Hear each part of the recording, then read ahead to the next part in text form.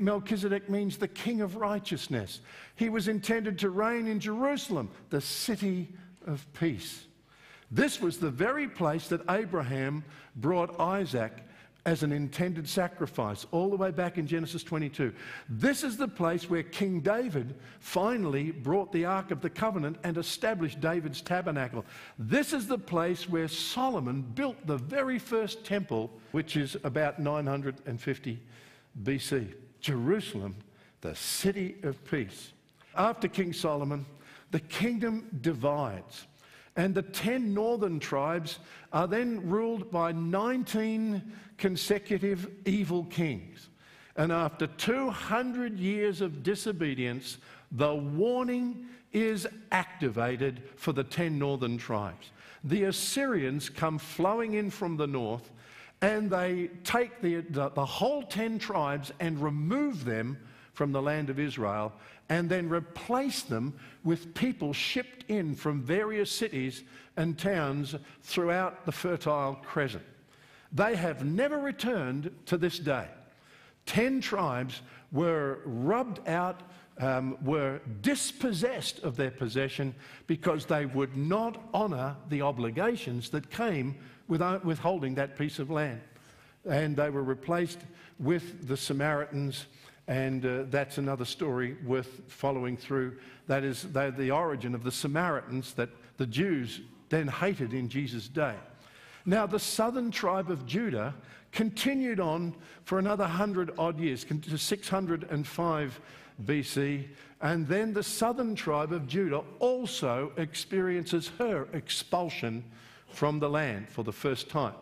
This is known as the Babylonian captivity, and for 70 years the Babylonians came across the Fertile Crescent, and they tracked the inhabitants of Jerusalem. They destroyed the temple, they pulled down the walls of the city, they devastated the land, and they took many, many tens of thousands of Jews across to captivity in Babylon, where they were for 70 years. Now, there were 2 great expeditions which resulted from the Babylonians ultimately being overwhelmed by the Medes and the Persians under Cyrus. 2 great expeditions in 538 BC and in 458 BC. Numbers of Jews travelled back from Babylon and the surrounding area to rebuild Jerusalem, to rebuild the temple. However, most of the exiles never returned. Jerusalem and the temple were rebuilt, and there they awaited the coming of the Messiah for what's known as the 400 years of silence. Jerusalem, the city of peace. The Babylonian captivity destroyed it around 595. It was rebuilt when the Persians conquered Babylon and gave the Jews permission to go back and rebuild their city. Then the Greeks overran the Persians, and the whole of the Middle East was occupied by the Greeks. The Romans then overran the Greeks, and it was occupied by the Romans. So by the time Jesus Christ comes, Israel's great day had well and truly passed 1,000 years before. And now Israel was a nation living in a troubled and occupied territory. To the north, Jews had occupied around Nazareth and the Lake of Galilee. In between were the Samaritans that were still the remnant of what the Assyrians had done back around the year 700 and 600. And there around Jerusalem, there were Jews again that were occupying their territory. They were functioning again in the temple, but under Roman occupation.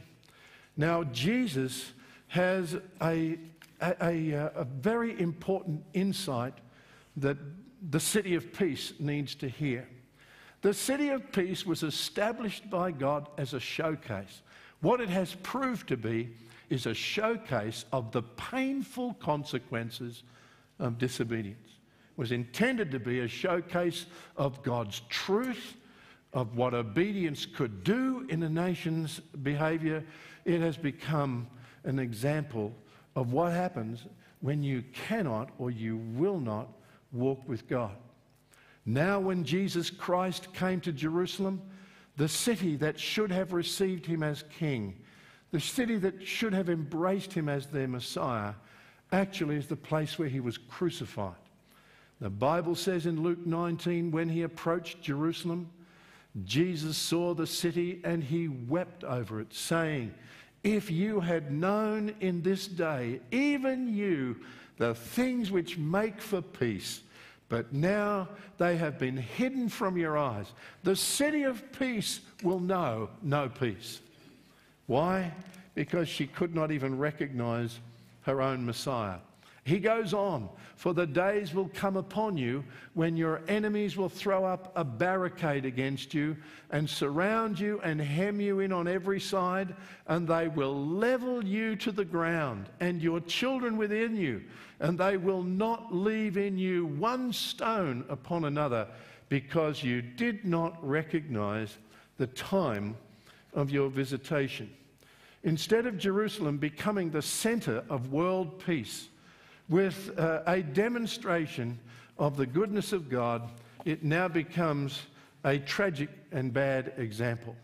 Those words of Jesus Christ were fulfilled when the Emperor Titus, the Roman, came in 70 AD, surrounded Jerusalem, actually surrounded it on 3 different occasions, 68, 69 and 70. Over 1 million Jews were killed. 200,000 of them were shipped off to Rome and were used to build the Colosseum.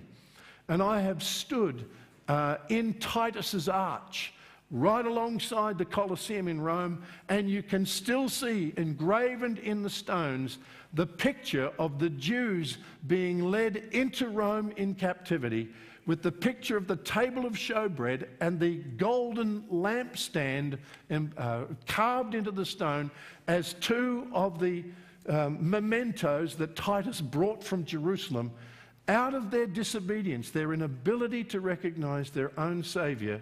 Their city was not only destroyed, but they ended up building one of the greatest monuments to human destruction the world has ever seen. For 500 years, the Colosseum in Rome would be the place where men, women, children and animals would be destroyed twice a week.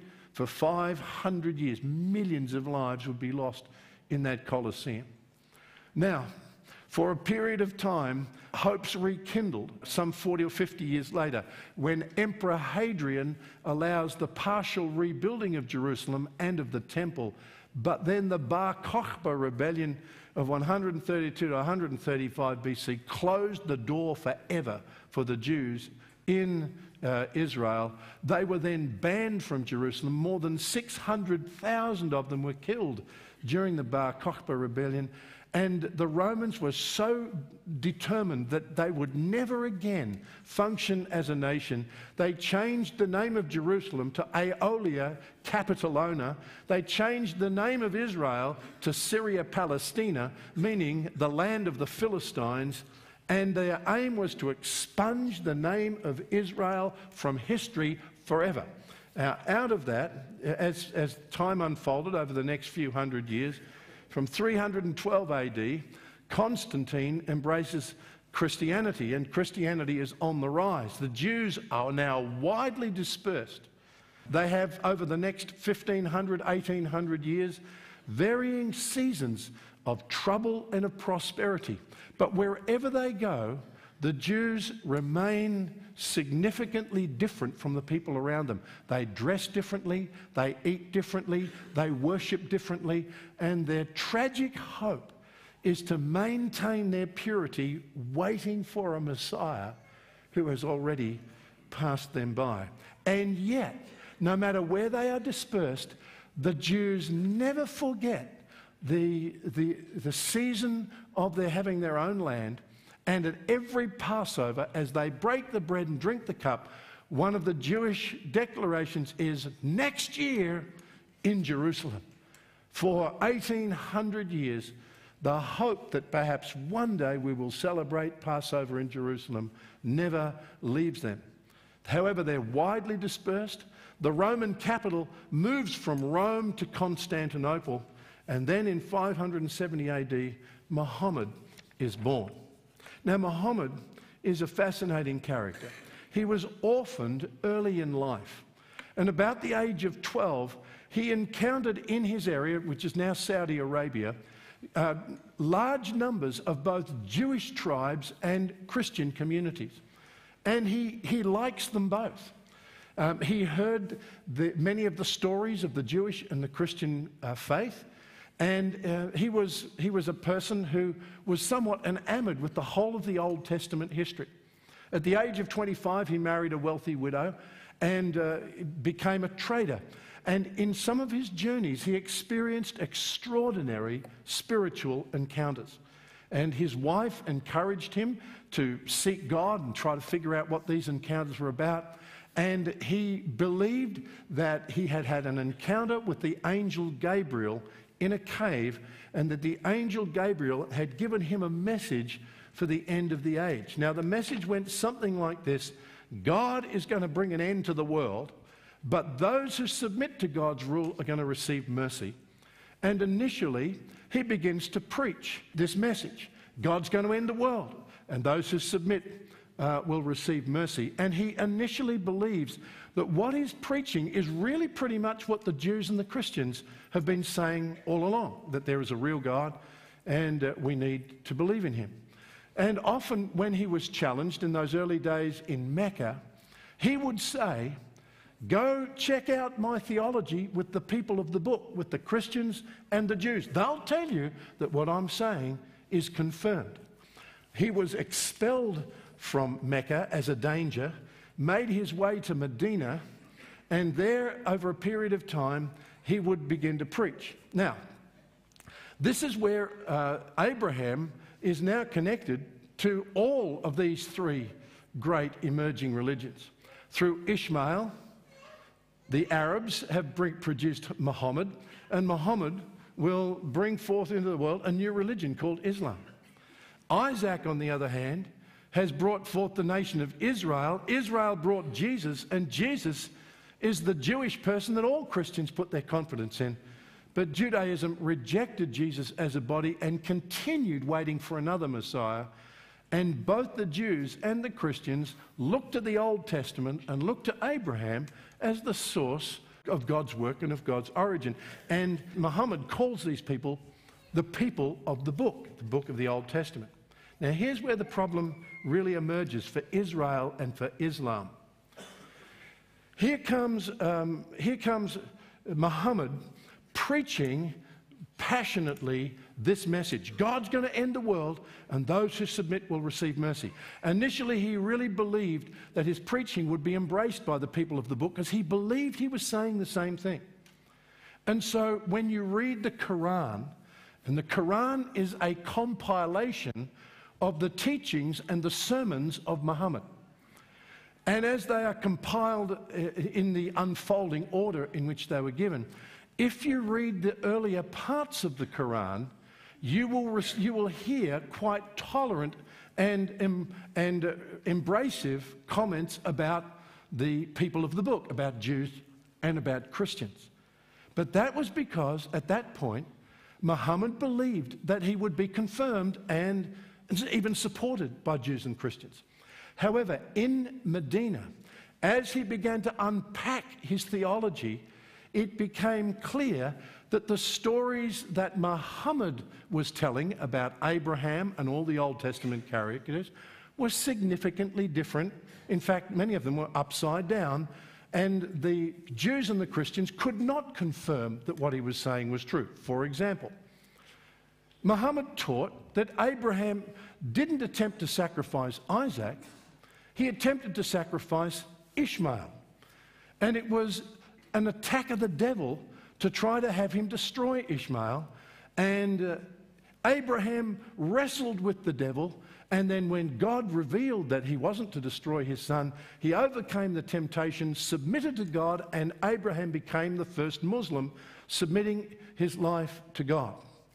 Now, to this day, Muslims celebrate that event by annually having a time where they throw stones at 3 pillars, and that's the stoning of the devil, where they commemorate the story that Abraham tried to sacrifice Ishmael. Now, the Jews and the Christians would say, excuse me, that's not really how the story goes. It was Abraham and Isaac. Ishmael had been removed by that time. Now, the stories will become increasingly